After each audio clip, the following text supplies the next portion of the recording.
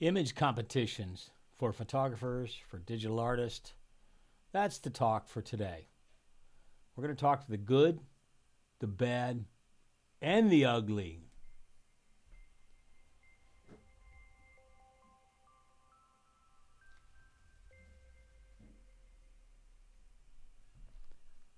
Okay, let's get right into it.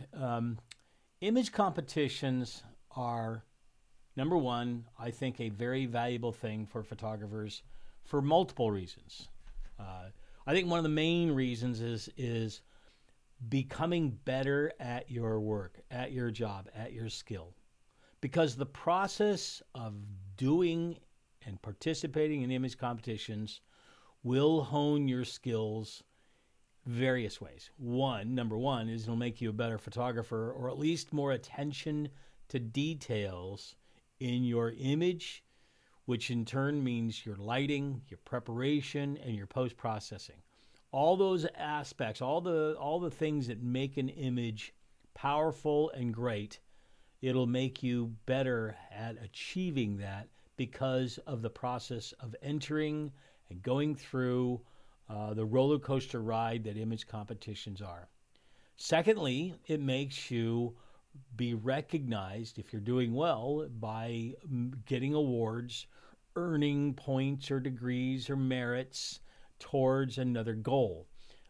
Some people see that as check blocks and whether looking for a photographer or looking for a mentor or looking for somebody to go learn from. So, for those reasons, entering competitions is a good thing. And I strongly believe that. Now, that said, there is some definitely ugly parts to competitions and some generally bad parts to competitions that I think we as participants or future participants need to be aware of and be able to understand. So that's what today's talk about. So let's get through this. Okay, there are two basic important things you need to know about in doing competitions. You as the artist, you as the creator needs to do two critical things. One, you need to understand the rules. For every competition out there, there is a set of ground rules. There is a set of requirements and regulatory issues that you must meet in order to successfully compete. You can't compete in a competition with images that don't follow a format, that aren't in the right category, that do not follow the rules and regulations. If you're doing a photography contest, most true photography contests do not let you take AI content and put it in there. You can't submit an AI developed or created picture of a human and submit it into a portrait category. You're not supposed to do that. So those are the types of things you need to understand. Secondly, is you need to have a pretty good idea of the judging panel. So I would never go into a competition where I've looked at the judging panel and said, this is kind of a so-so judging panel. It's more about the local photographer clique, and they're the ones judging images, and they have no standing in the world stage. They have no portfolio that you can look at and say, wow, they consistently produce images that make me get inspired, and I truly would believe their judgment of my work as valid, as having value. There are competitions out there that don't. I mean, you have international competitions that only use local judges around where the competition is from. That's, in my opinion, BS. You need to look at the judging panel. Here's another part. If you're a portrait photographer, let's say me, I'm boudoir. If I submit images to a competition and it's boudoir, and none of the judges are boudoir photographers, they're all landscape or pet or astro photographers, likely that's not going to work for me. So I'm probably not going to participate. So it behooves competition management to make sure that the judging panel that's there to support the process is comprised of a well-diverse set of experts in their field, proven, that are able and sitting down with a recognizability that has value to look at an image and make value judgments that has some meaning. And I think that's important. So those are the two things you need to be aware of. Now let's talk about competitions. Well, in the world of competitions, there's tons of them. So if you look at this website, as you can see, there's all kinds of competitions here. This website is called photocontestdeadlines.com. And there's a whole list. For instance, here's all the list of image competitions that they're aware of that's happening over the next month. That's quite a few. Here is more details. Here's different contests you can see, and you can go to the next contest and keep going, and you can see more and more and more contests. Having contests to participate in is not an issue. There are tons out there that you can join, you can submit, you can figure what it is. PPA does not own the global world of competitions. Neither does MPI, WPE, WPI, all these different competitions that generally are known, but there are so many more. To be very frank, some of the world's largest competitions, like the Lucy Awards, have been out for many years, and they're globally recognized as the highest level of competition that you could be in. I'm talking filmmakers and photojournalists from New York Times and the BBC, and I'm talking National Geographic photographers. Those are where they get recognized at this extreme level. So you got everything from maybe Kelly Schneider runs a online Facebook competition at the really early stages, all the way up to, let's say, the Lucy Awards level of competitions. And so as you can see in that slide, there's no lack of competitions. You just have to decide which ones are right for you. You need to look at those rules, look at the judging panel, and determine that's the one for me. And that's really important to do, because if you don't do that, you're walking in kind of blindsided on what to expect, and you can't do that. So let's look at the other thing. Let's just look at IPC and its rules.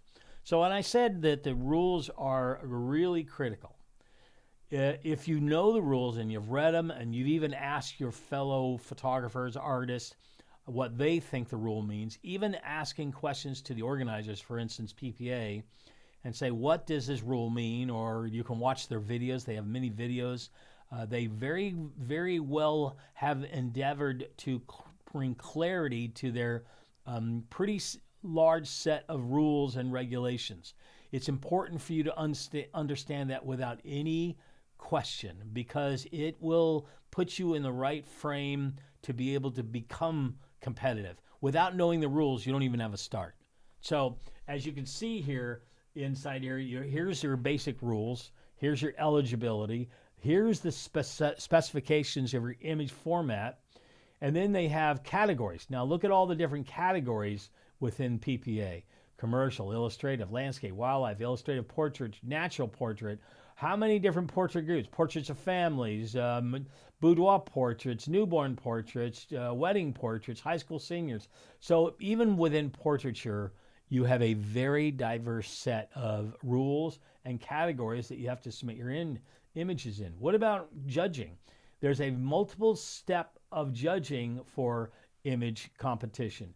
There's for the large GIA awards, you have multiple rounds. So all of the top, let's say 64, they narrow it down to 32. There's your bronze. Now the top 16 gets a silver, the top 8 is a gold, top 4 is a platinum, and then the top one goes to compete against the other tops of the other categories for the GIA diamond, which is where you could possibly win up to $10,000 and so on. So that's just PPA's competition. So rules are critical when it comes to competition. I can't stress that enough. So whatever competition you decide to do, you need to be looking at the rules. Okay, let's talk about the judging panel and its process.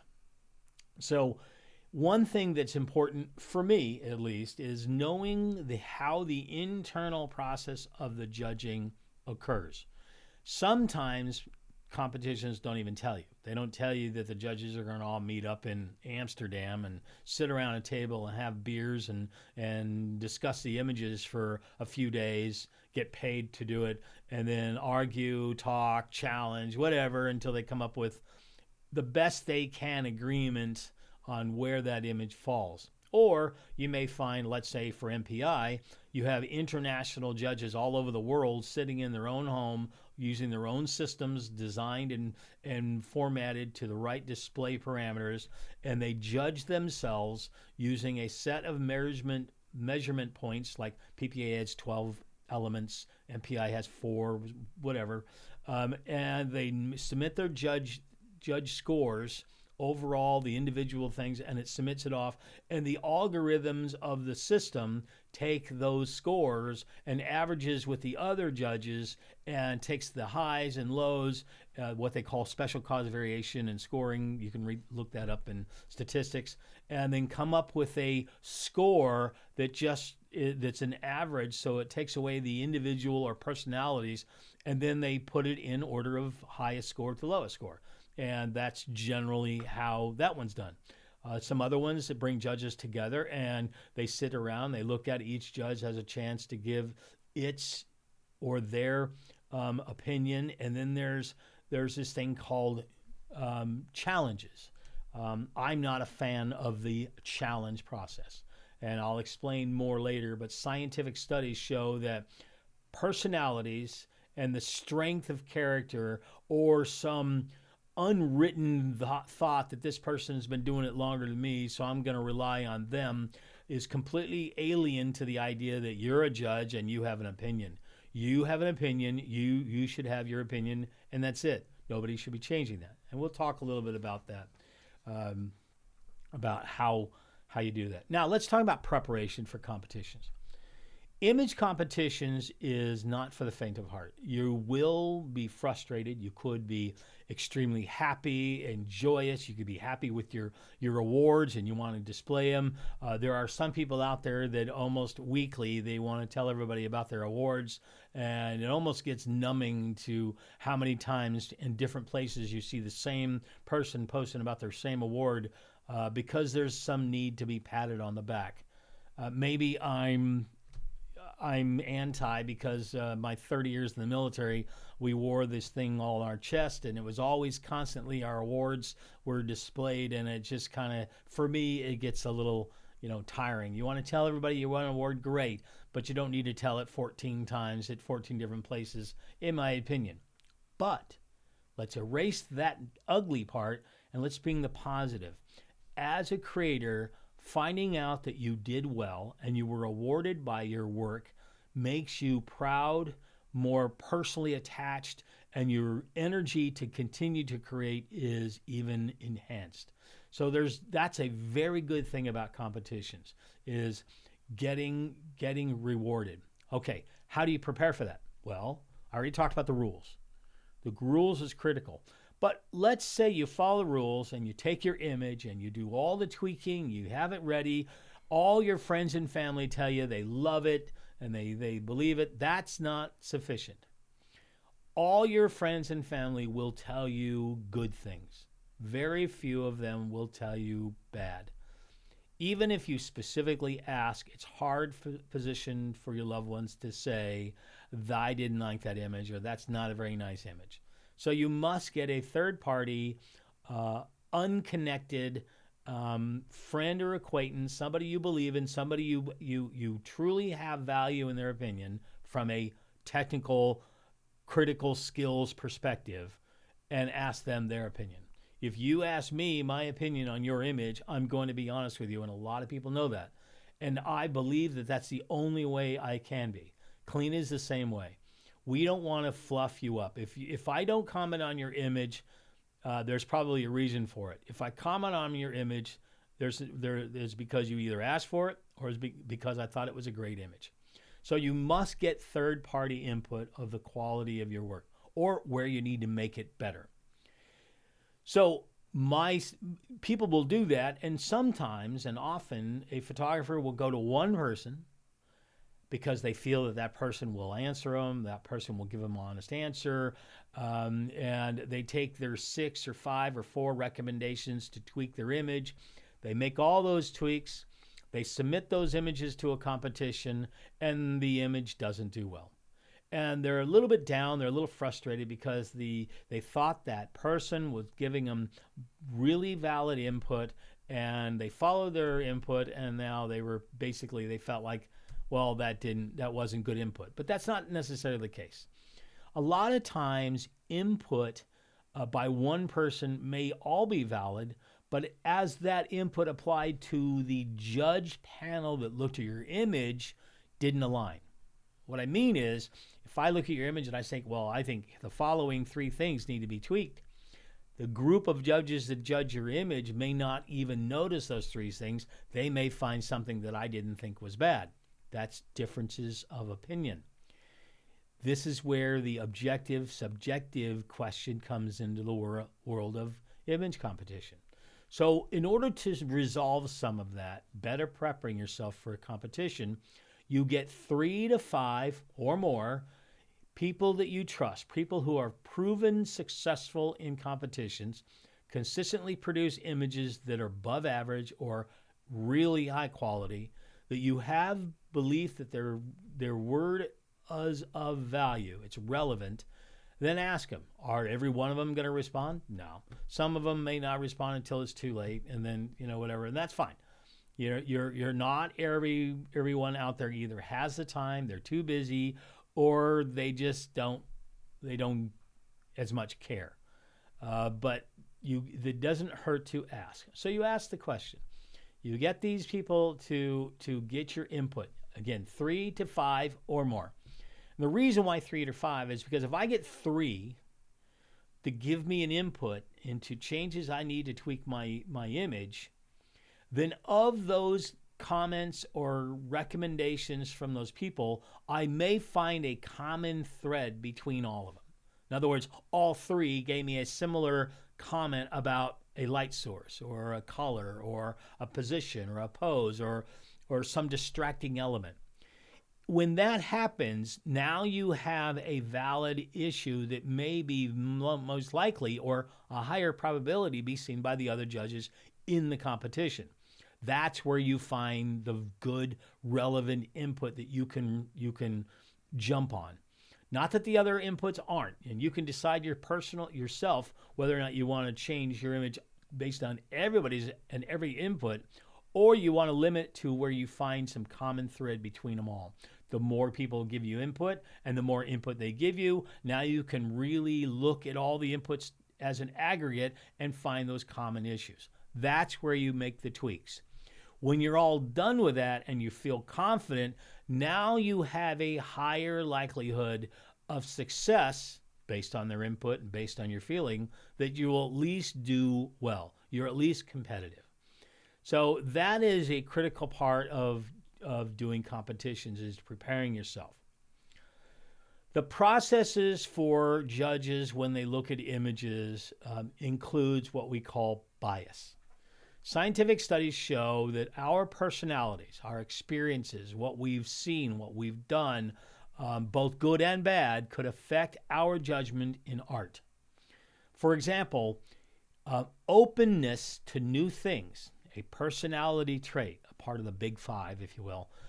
And you could do a Kersey Bates temperament sorter and find how open are you to new things. It's the biggest innovators are open to new things. There are some people I know, and you probably do too, that are not.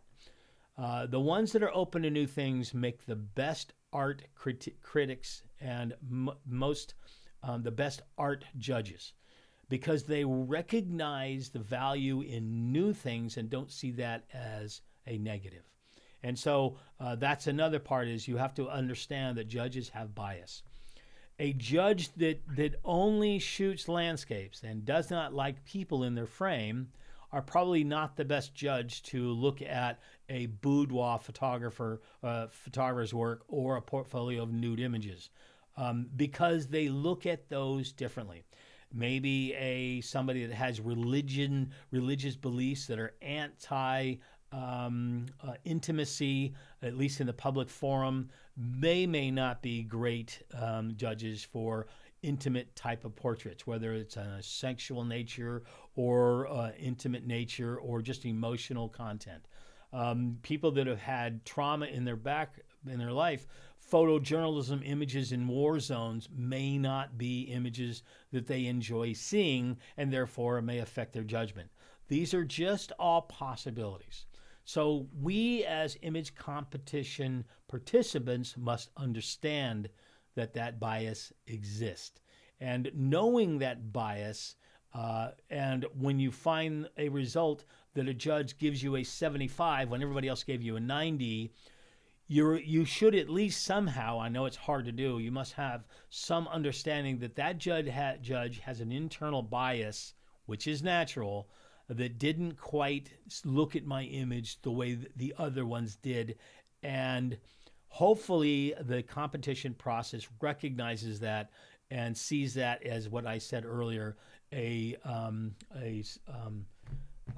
a statistical anomaly, and they throw out the lows and highs of the scores to try to minimize those issues. It could be the positive side.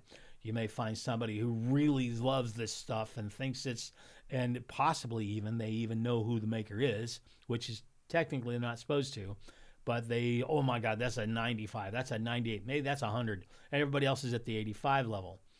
That's another what they call special cause variation that's outside the norm, and it doesn't fall within the confined boundaries of an average score, and they'll throw that out.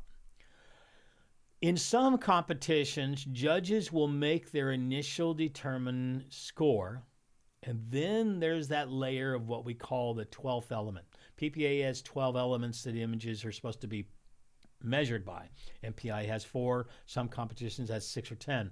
Well, Clean and I believe there is this 13th element, that bias, that personality, that character issue. And we believe that 13th element can play a detrimental role in image competitions, and this is my own personal belief. I think that needs to be there needs to be a way to reduce personalities or more powerful characters or the type A alpha types overtaking the thoughts and opinions of the more quiet, reserved type B personalities. That, in my opinion, there's no room in competitions or art critique for that to exist. That needs to go away. So if you look at image competition, for instance, let's just look at PPA. So if I go to the PPA page and I look at let's see, where is it? Here's the images. I was going to pull up the 12 elements, but I'm not going to do it right here. But I have them right here. So of the 12 elements in PPA's competition, the number one element is what? It's impact. Because science knows that the human being will make an initial judgment of good, bad, great, not great, whatever message or feeling results from their initial look because of impact. So when I look at an image right off the bat, I don't care if it's Facebook, Instagram, TikTok, competitions, within the first few seconds, I already made an idea of whether the image is wow or it isn't. That's called impact, and that's why it's the number one element. It is probably the most strongest of all the elements because that's what we as humans initially do. Not to say that you can't look at the other 11 and say, okay, well, I didn't notice the technical excellence and maybe the manipulation or the exposure may be a little off, so maybe it wasn't 100. Maybe my initial thought, my initial opinion was a little bit skewed. Maybe the creativity could have been better, or maybe the style is better than my initial thought. I said, wow, okay, I didn't recognize that. So maybe I tweak my initial score based on that. Maybe the composition, presentation. But I'm doing that as an individual judge. So when I look at those 12 elements, those measuring points, if you will, and I'm looking it over again just to remind myself, and I look back at the image, I may raise or lower my initial assessment based on my remembering and reminding myself that is storytelling in this image really there, or am I missing the story because elements aren't there? For example. And so that's where the elements come in, is to not change the initial impact, because that's going to happen, is to remind the judges to go back and look at these 12 things and find out whether or not is there anything in there that you may have not recognized or noticed on your initial assessment. If you watch image competition live, whether it's PPA or otherwise, you'll notice the scores are put up within a couple of seconds. Well, it's kind of hard to go through 12 elements of image competition that fast. If you look at all the 12 elements, if you can't kind of go through all that and remind yourself in order to figure out whether you need to tweak your initial assessment that quick. So guess what? Most of the time, the judges' score stands as their impact score, the initial assessment. And that's just reality. So that 13th element, let's talk about what science says. Expert agreement is a myth. This talk dives deep into the research exposing the biases and personal preferences that lurk beneath the surface of seemingly neutral judging. This is word for word out of a study. If you want to know the study, I can send it. Matter of fact, I'll put the reference in the YouTube channel. But is this a symphony of objective evaluation? No, it's not. Absolutely not. Study reveals the harsh reality that disagreement reigns supreme. Just like you and me, jurors bring their own perspectives. They're colored by personality and experience. These subjective lenses can dramatically impact their judgments. And I see it all the time. And it's frustrating. Sometimes it makes me angry. I see friends of mine or photographers I don't even know in their work, and I'm thinking, wow, that was well done. Took time, and that's detailed, and it ends up with a 77 because one judge thought the color of the tree was off. And it just really upsets me. And they got all the other photographers who gave up an 85 or a 90, a good score, to bring their score down. And again, that just shouldn't happen. Rhetoric, not reason, can sway the vote. And this is what I'm talking about. A persuasive juror armed with eloquent arguments and ambitious notions of beauty can tip the scales in favor of particular artwork. How many of you seen that before? That's an ugly part. Standardized criteria fall short. The 12 elements, the 4 elements, the 6 measuring points that a judge is supposed to look at in a competition, whatever the competition yours, even with scoring sheets, jurors struggle to translate subjective competence, for instance, like creativity, into objective evaluations. This is what the studies show. The consequences, well, it could be devastating. Do you know a photographer who currently today is very good, extremely well-skilled professional photographer that do not participate in competitions? Why? If you find a background in the history, they suffered a devastating letdown in a competition that had the ugly part. The future of an artist can hinge on a juror's whim. Imagine a sculptor whose career trajectory is dictated by the subjective preference of a single juror who favors a different style. How many times has that happened in the past? Should it have been Rembrandt? Maybe it should have been Peter Paul Rubens. Whatever. I mean, history is probably filled with examples of greats that never got out to the public. We just didn't even know about. Ask Kalina, for example. She has the masters in that. She can tell you all kinds of examples. So what's the solution? Let's move beyond the myth. We need to recognize the differences, and subjective evaluations are a part of life and art. We need to let that happen. My art will not appeal to 100% of the masses. There will be people that do not like it. There will be people that overly love it. But what they call the 2 sigma value bell curve average person, the 78% of the humans that look at my image, I want to like it. I want them to really like it, possibly even love it. But I have to accept that there will be ones that don't. If you know me on Facebook and otherwise, if somebody makes a negative comment and tells me how I need to fix my image, and they're likely some Joe Schmuckatelli living in the basement of their mother's house in India, is probably not the one I want to be told how to fix my image. And you see that a lot. I should be the better man and just let it go and put a smiley face and move on. But I don't. A lot of times I'll make a comment, and that's one of my bad things. I need to be better at that.